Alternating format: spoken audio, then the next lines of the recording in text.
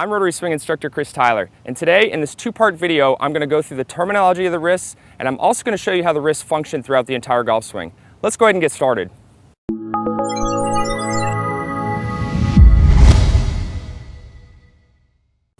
So your wrists have several different functions in the golf swing, and in part one of this video I want to go ahead and go through the anatomic terminology and the golf terminology so that you understand when you hear us instructing in other videos, you understand what those terms mean. It's going to be very critical for you to understand these terms, so when you hear us give you cue words, you know exactly what we're talking about.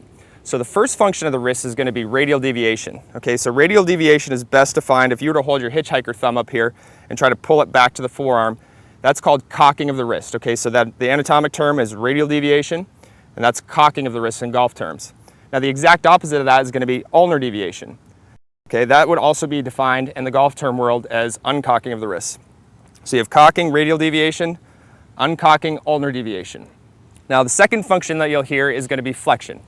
Flexion is best defined here, or I'm going to show you the first function of flexion, and that's going to be dorsiflexion. And that's basically pulling the knuckles on the outer portion of the hand back to the outer portion of the forearm. The golf term for that is going to be either cupping or hinging of the wrist. So if you ever hear cupping or hinging, or you hear dorsiflexion, now you understand what that means. Now the exact opposite of that is going to be palmar flexion. Now palmar flexion is basically hinging the wrist inward, okay, or making sure that these fingertips are going to the inner portion of the forearm. Okay, so the golf term for that, for palmar flexion, is going to be bowing of the wrist. Now the next function of the wrist is going to be rotation. All right, rotation is best, and we have the radial distill joint, so if I were to rotate the wrist bones, the forearm actually rotates as well because of the radial distill joint. So if I were to hold my forearm or my hand straight out in front of me here, and I was to rotate the palm upward, that's what we call supination. All right, and the best way I remember this one is like holding a cup of soup. Now the exact opposite of that is going to be pronation. Okay, so that's me turning the palm downward. All right, so you can see that the forearm rotates as well. Rotation is a very, very big part of the golf swing, and especially rotation of the wrists. And in part two of this video, I'm going to show you exactly how the wrists are working together to help you get into some great spots. Now, the final term that you're going to hear around the website is wrist set. You'll hear this on TV when the tour analyses are talking about the swings. You'll hear a lot of term about wrist set. The best way I define wrist set is kind of that middle point between dorsiflexion, which is hinging or cupping of the wrist, and radial deviation, cocking of the wrist. So it's kind of that middle point. And I remember that by trying to, like, if you were to grab a hammer and try to hammer a nail into the wall, your wrist is going to set back into that middle point. So if you hear that term wrist set, and that's a very important part throughout the takeaway and then the top part of the golf swing, you're going to understand exactly what that means. Now in part two of this video, I'm going to show you exactly some checkpoints throughout each portion of the golf swing. I'm going to show you how we're going to use them in a passive sense to help us allow us to build power throughout the golf swing. And then I'm going to show you how to use them to add a lot of speed at the correct time, and that's at impact. Okay, so in part two of this video, I'm going to talk to you how the wrists work throughout the entire golf swing. I'm going to show you how to use them effectively and efficiently. And I'm going to also make you understand that there's a difference between power and speed. Now the wrists can add a lot of speed to the golf swing, yes. But the power is what we want to build early on, and we want to turn that into speed through the wrist late on the golf swing. Okay, so I don't want you to use the wrist. The best way to think about this is using the wrist very little early on and using them at impact at the proper time. So when you ever hear us say use the wrist in a passive sense, that's what that means. Now you can see here from a setup position, I can make this club head move really fast with very little rotation of the body. You can see that that club's got a lot of speed in it.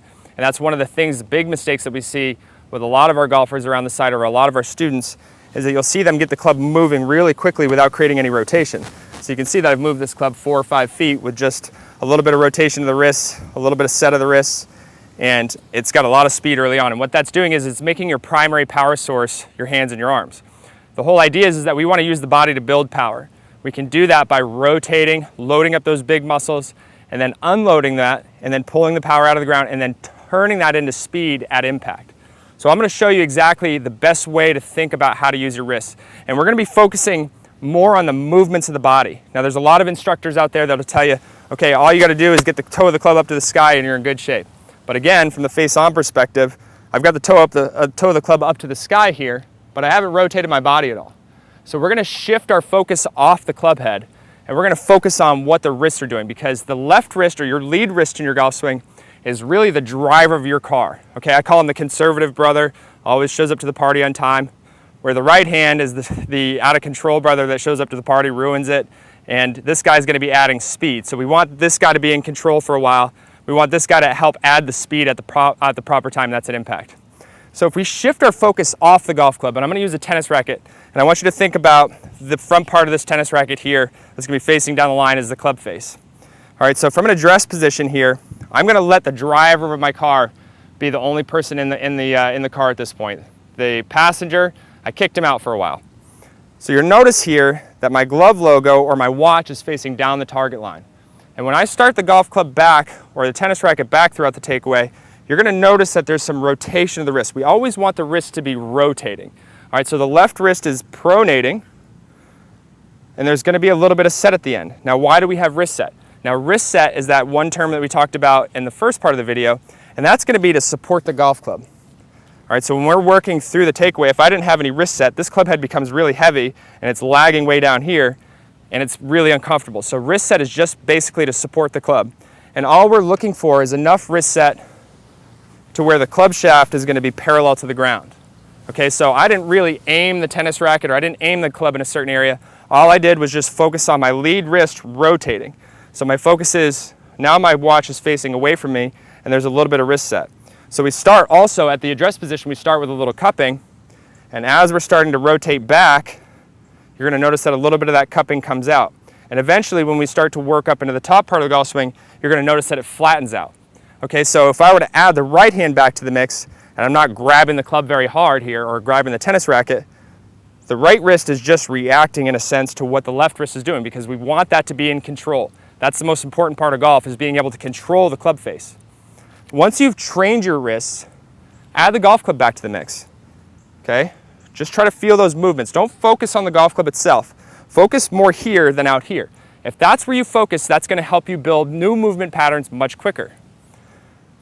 So now when we start to work from the takeaway, this wrist is going to continue to rotate and it's going to flatten off. And the reason why it flattens off, again, because that club head it's gotten heavy and it's got a lot of momentum in it, and it's going to be pulling in that direction. So the right wrist is actually going to add a little bit more set at the top part of the golf swing. So left wrist is rotated, it's going to continue to rotate and it flattens off. Because that club head becomes heavy, that right wrist has got a little bit more wrist set in it, maybe just a fraction more hinge in it. All right, so that's all we're looking for, is just enough to support it. We don't want the wrist to be really rigid throughout any part of the takeaway or the backswing, or any part of the golf swing for that matters. We want them to be in a passive sense. Okay, we want them to be nice and relaxed and just enough to support the club. Okay, so on a scale of 1 to 10, I usually tell people between a 4 and 5 is the best way to think about grip pressure. That affects the way the wrists function. If you were to squeeze the life out of it, then it's hard to rotate. All right, so the wrists are nice and passive. Add the right hand back to the mix.